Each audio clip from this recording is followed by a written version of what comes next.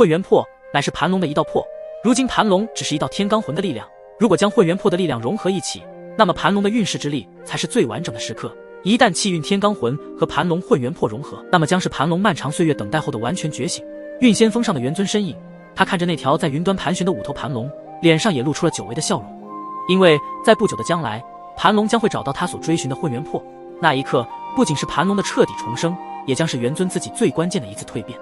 而拥有了完整的气运之力和运势之力，元尊就能够窥探出那道神影的真面目与来历。元尊也非常的想知道，能够改变万界变数的源头究竟是何方神圣。此时此刻，元尊的目光遥望神州的远方，天地间似乎只剩下他一人。他的身形挺拔如松，神色平静如水，但眼中却闪烁着不容忽视的锐利光芒。他知道接下来的每一步都非常的至关重要，神元宫的命运乃至整个神州的未来变数都系于他一身。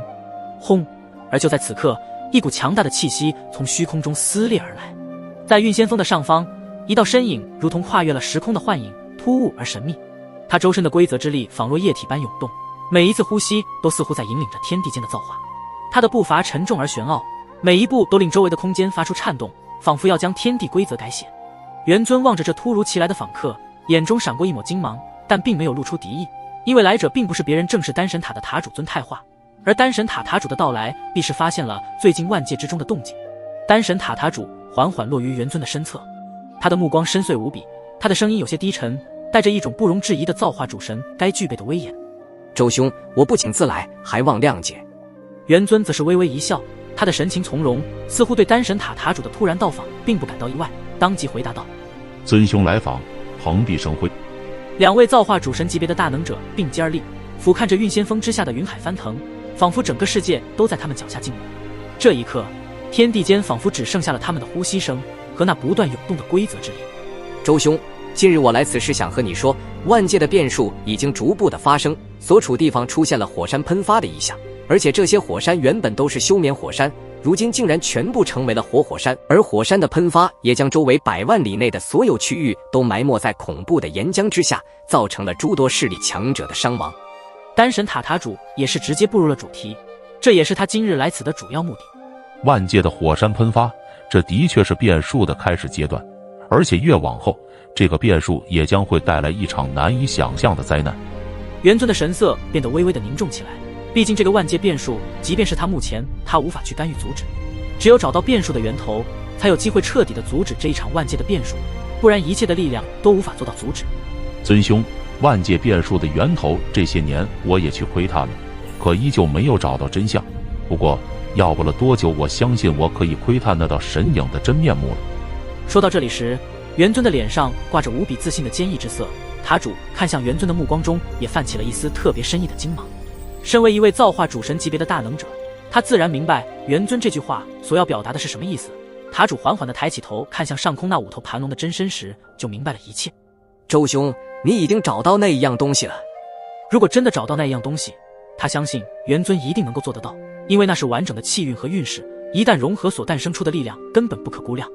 知道了混元魄的下落，只不过还需要等待神藏降临，才能彻底的获得的。原来他们口中的混元魄也在神藏之中。如此说来，这一场神藏降临，不管对于哪一方而言，都是极其关键的一步。似乎他们这些人进入神藏之后，一切的变数都会随之发生改变，所以神藏的降临引起了9大界和神界域上界下界的共同关注。如此的话，这一次的神藏降临，怕会是主神级别的激烈征战，真是不知道神界域的那些神灵大能将会恐怖到何种地步。在丹神塔塔主的内心深处，即便如今自己已经登临造化之境，在面对那些来自上界神界域的那些神灵大能时，一样的会感到忌惮。毕竟那些恐怖存在，可都是天古纪元时期的神灵大能。不管这一场神藏中将会发生什么事情，我都会全力去应对所有该发生的变数。尊兄，接下来的时间里，我们一定还要密切关注神奇联盟和灭神府的所有动向。对于神藏降临，他们也是其中更要提防的对手。我总感觉他们已经有所行动，甚至最近我有一种不好的预感，整个9大界将会发生一场不可避免的灾难。这也是元尊比较担心的问题，毕竟他拥有气运和运势的2大力量，对于大周未来所要发生的事情都会有着极高的敏感度。9大界的一场灾难吗？丹神塔塔主的心中也涌起了一些波澜。这一次的变数还真是让人不禁必须严肃对待。这可是关乎着不仅是诸神万界，更是9大界的一场未知的灾难。经过这些年，我在窥探变数来源的时候，无意间窥探大宙未来的某一角，发现整个9大界全部陷入黑暗之中，任何万物生灵甚至是神灵的气息几乎不存在。所以周兄认为神奇联盟和灭神府是大宙未来引起9大界陷入黑暗的罪魁祸首。丹神塔塔主自然也听出了元尊话语中的意思，元尊不置可否的点点头道：因为让9大界陷入黑暗之中有2股气息，一道是暗黑的气息，另一道是神的气息，但又不完全是。我正窥探到一点，所以也并不确定，但我的感觉应该错不了，就是神奇联盟有关。神的气息又不完全是，这神奇联盟与灭神府之间究竟还有着什么样的联系？这个问题不仅让元尊得不出正确的答案，就连丹神塔塔主也陷入了一道迷雾的漩涡之中。不过这也都是后面的事情，眼前最重要的就是听取元尊的提议，时刻关注神奇联盟和灭神府的所有动静。好，我会派人实时关注神奇联盟和灭神府的动静，一有发现我会让他们第一时间汇报信息。虽然丹神塔塔主作为一位造化主神，但元尊口中的每一句话每一个字都有着极其信任以及精准度，因为对方也不是寻常的修炼者，不仅天赋不亚于萧炎、灵动木尘3人，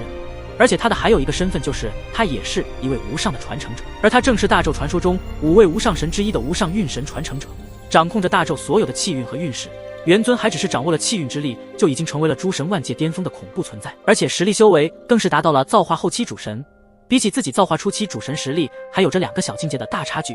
如此强大的恐怖存在，在整个诸神万界之中，即便是神奇联盟的盟主都不放在眼里，唯一让他忌惮的就是那位灭神府的神秘府主。之前听周兄讲起过，这神秘府主的实力更为的恐怖，拥有着可以压制气运之力、深不可测的力量。而那位神秘府主的真面目，就连丹神塔塔主都没有见过。现在除了元尊之外，无人知晓神秘府主的真面目。运仙峰之巅，元尊与丹神塔塔主的身影显得格外醒目。元尊的目光如炬，仿佛能洞悉未来的迷雾，而丹神塔塔主则紧握着手中的法杖，脸上写满了坚定。他们的对话虽然简短，却充满了沉重的分量，仿佛每一个字都承载着无数生灵的命运。神藏降临万界的时间越来越近了，这下篇的变数真是难料。元尊的声音中带着一丝不易察觉的忧虑，但是他的目光在流转中透露出一种神秘的气运金光，那是属于运神传承者的威严和预知。不管是什么样的变数，我定然都会与周兄联手一同对敌。他丹神塔塔主的声音并不高，但在这片寂静的运仙峰之巅却显得异常响亮。尽管丹神塔塔主的实力只是造化初期，但他的话语中透露出一种不屈的意志。在即将到来的神藏降临之中，他若能获得其中的造化机缘，未必不能一跃成为造化中期甚至后期境界的大能者，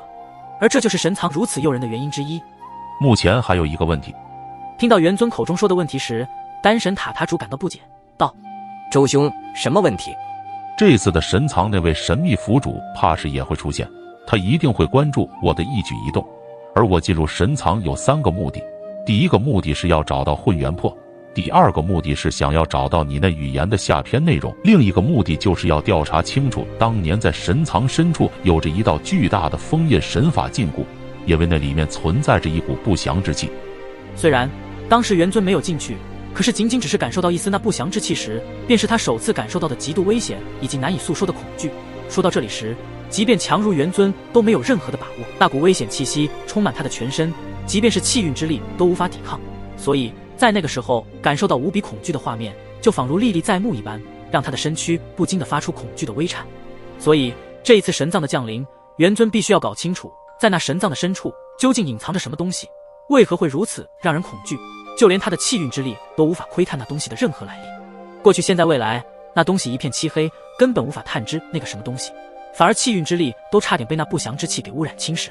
由此可见，那东西必定来历不凡，甚至已经超乎了难以想象的存在。只不过被那位神秘府主暗中盯着我肯定做不了这些事情，但这些事情我必须去做不可。